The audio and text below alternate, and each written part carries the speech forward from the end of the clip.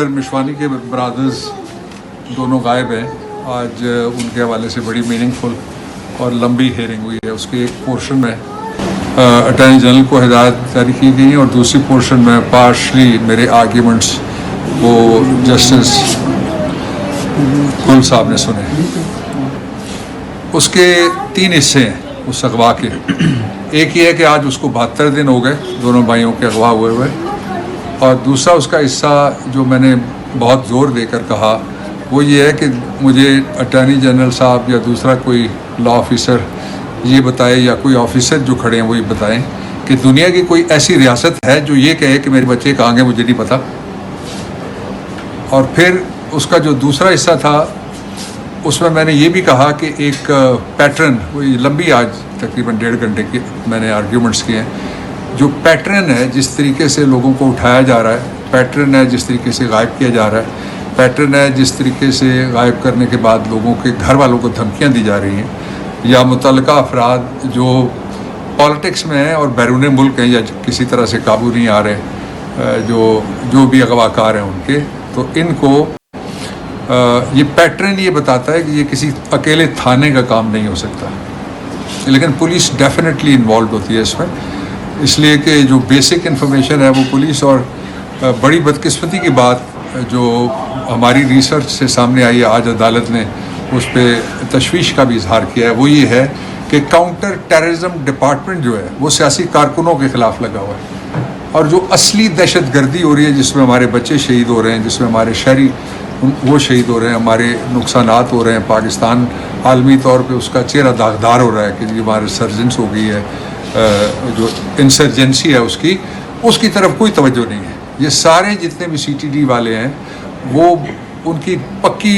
जो अगर कोई प्रमोशन चाहता है या अच्छी पोस्टिंग चाहता है तो कितने डाले वो भर सकता है और कितने भरवा सकता है, ये ग्राउंड बन गई है। फिर जज साहब ने मुझे कहा कि मैं उनकी मुआवनत करूं 3 बातों के ऊपर। एक तो ये है कि शरई तौर पे क्या जराइम बनते हैं किसी को अगवा करना और उसके घर वालों को उसकी जगह सज़ा देना, उस पर मैंने कहा मैं तैयार हूँ। उन्होंने कहा जुमरात को इस पे मौजू पे आपको सुनेंगे। दूसरा जो मौजू था, उन्होंने कहा कि अगर किसी आदमी को अगवा किया जाता है और उसको घर से उठाया जाता है क्या जुर्म बनता है,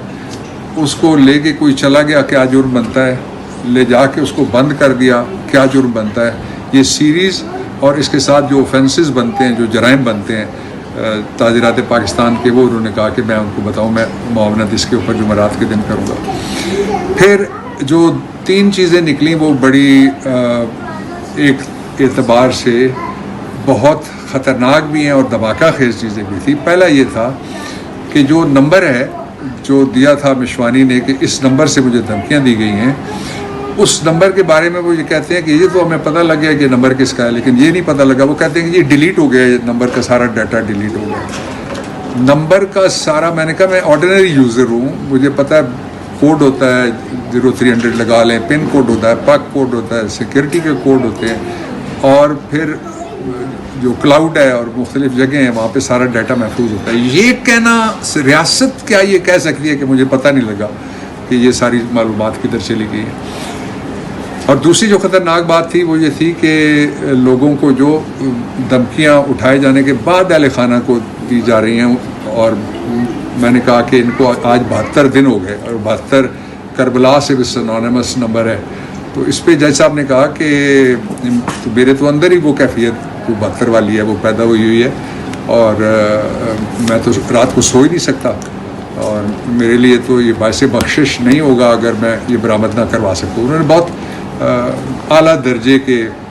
जो जुडिशल और इंसानी अहकामात और जज्बात थे उनका इजहार किया।